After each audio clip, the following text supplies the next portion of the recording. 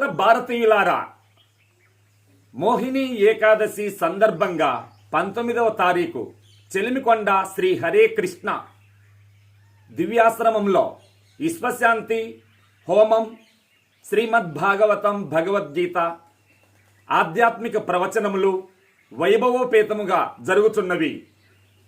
భక్తులకు చిరునామా గౌతవరం గ్రామం, రాచర్ల మండలం, గిద్దలూరు తాలూకా, ప్రకాశం డిస్టిక్.